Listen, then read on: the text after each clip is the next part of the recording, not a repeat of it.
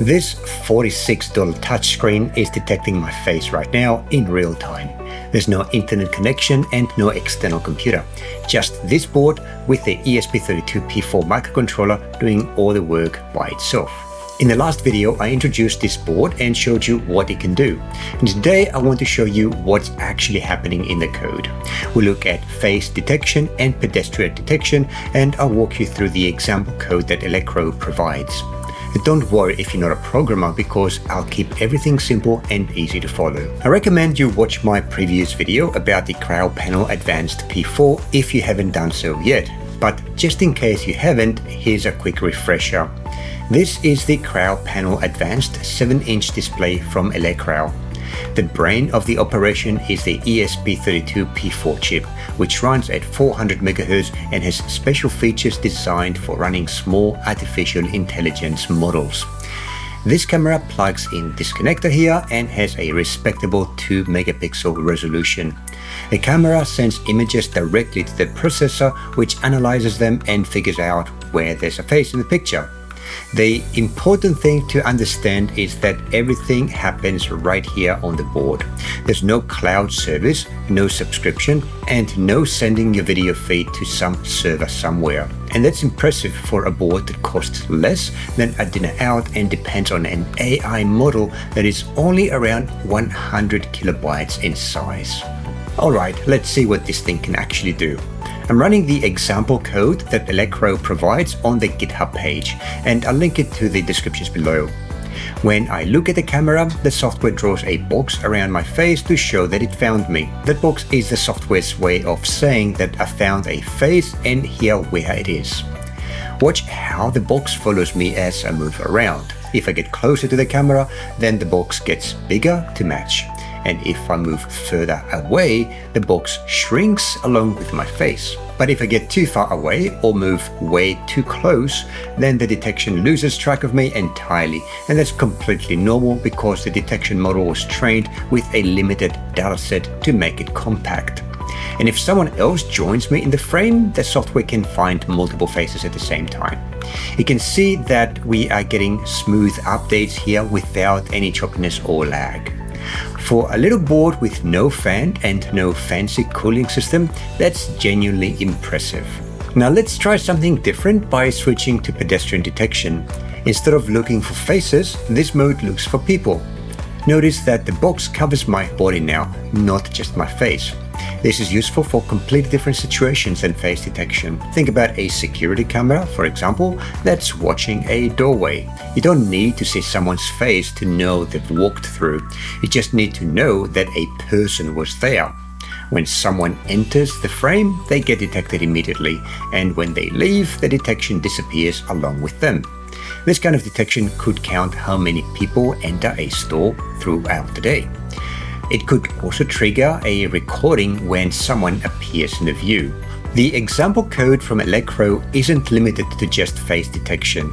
It's actually a collection of demo applications that show different capabilities. Here's a calculator app, for example, that's fully functional. You touch the buttons and get your calculations results back. This particular demo shows off the touchscreen and the graphics capabilities of the board. The animations are smooth and touch responses feel snappy and accurate. This isn't artificial intelligence, but it demonstrates the board can run a real user interface with buttons, menus, and animations, all running smoothly on that 7-inch screen. The face detection and pedestrian detection are just two apps in this larger collection. Elecrow set it up this way so you can see the full range of what's possible with this hardware. Now let's take a look at how Elecrow organized this example code. The code is written in C++, which is a common programming language for this kind of hardware work.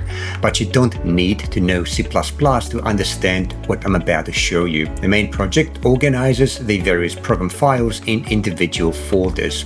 This folder in particular is called Components, and it's where all the interesting functionality lives.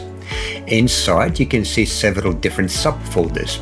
The Apps folder is where the calculator and other demo applications are stored. The Human Face Detect folder contains everything needed for face detection, and the Pedestrian Detect folder holds everything for detecting people. These other folders here handle all the hardware setup, including pin connections, screen initialization, and the camera configuration. It's all the necessary stuff that makes the board actually work properly, where the application programmer rarely has to ever go. This main folder contains the code that is the starting point for the whole program. This is the main.cpp for C++ file. We'll look closer into this file shortly. When the board powers on, it runs the code in here first, so just can think of this as the front door of the entire application. Let's peek inside that main file to see what's actually happening. Again, I'm not going to teach you C++ here, I just want you to understand the overall flow of the program. So when this program starts up, it does a few things in a specific order. This is the entry point, the place where the program begins running when the board powers on. First, it initializes a storage system so that the board can save and load data.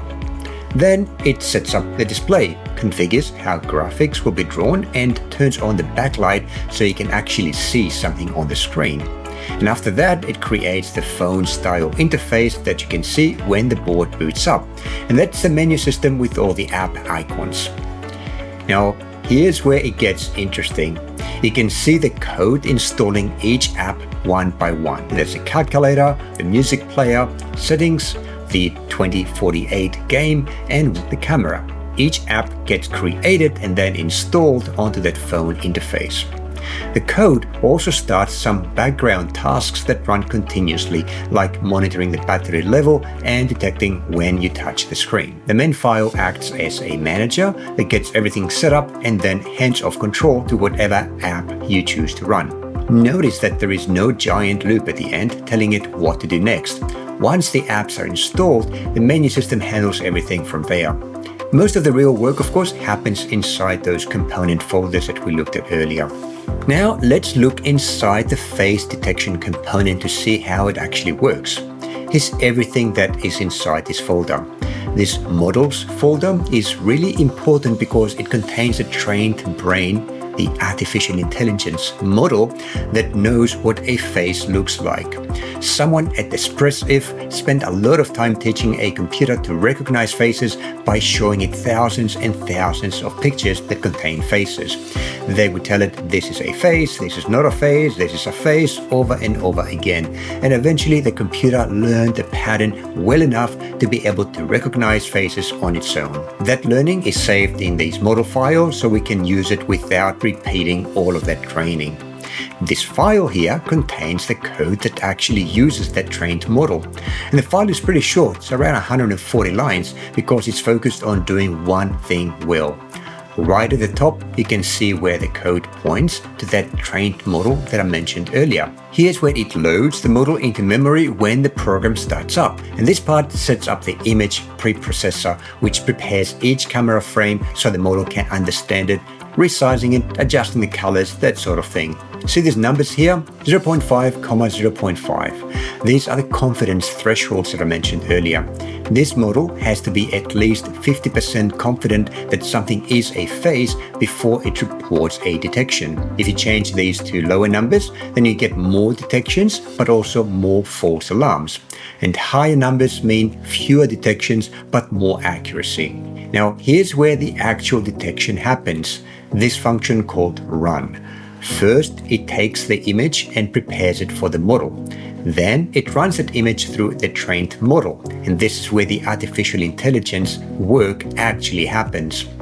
After that, it processes the raw results to figure out exactly where the faces are located in the image. There could be more than one. This line here does something called non-maximum suppression, which in plain English, it means that it removes duplicate detection so you don't get 5 boxes around the same face. And finally, it returns the list of detected faces with their positions. And that's the core of face detection. Load the model, pre-process the image, run the detection, clean up the results, and pass them along. The actual drawing of boxes on screen happens in other parts of the code, but this file is the brain that decides where the faces are.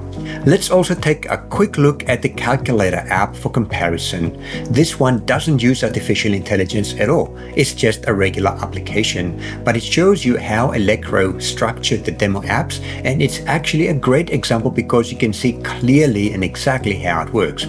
This is my favorite part of the whole file. Look at this. You can literally see the calculator buttons laid out in the code. Cancel, divide, multiply, backspace on the first row, then 7, 8, 9, minus, and so on. This array defines what buttons appear on screen and in what order. When the calculator app launches, it runs this function to set everything up. Here's where it creates the button grid on the screen and tells it to use that button layout that we just saw. And this line is important. It connects the buttons to a function that handles what happens when you tap them. Here's where the actual math happens. This function takes the formula you typed and figures out the answer. And this is a function that runs every time that you tap a button. When you tap the cancel button to clear everything, this code runs and resets the display back to 0. And when you tap equals, it triggers the calculation and shows you the results. The pattern here is the same as any app. Set up the screen, wait for the user to do something, respond to the input, and display the result. If you want to build your own app, you could use this calculator as your starting point. Now, I don't want to exaggerate this board or what it can do. This isn't going to replace a full computer for serious computer vision work. The detection models are small and simple, which means they work great in good lighting with faces looking directly at the camera. But weird angles, bad lighting, and unusual situations will cause the detection to struggle. And if you want to detect something specific, like a particular product on a shelf or a specific type of object, then you'll need to train your own custom model. And that's a whole separate project, and it's not a simple one to take on either. But for basic face detection and person detection in a controlled environment, this genuinely works, as you saw in my testing. For the price, I think it's a genuinely useful capability to have. Alright, that's face detection running on a $46 touchscreen. We saw it in action and got a peek at how Elecrow's example code makes it all happen. If you want to try this yourself, all the code is available on GitHub, and I'll put the link in the description below. You'll need the ESP32 development tools at version 5.4 or newer to build and flush the code. If the video was helpful, please do hit that like button, subscribe, and leave your comments below because I do read every single one of them. See you in the next video.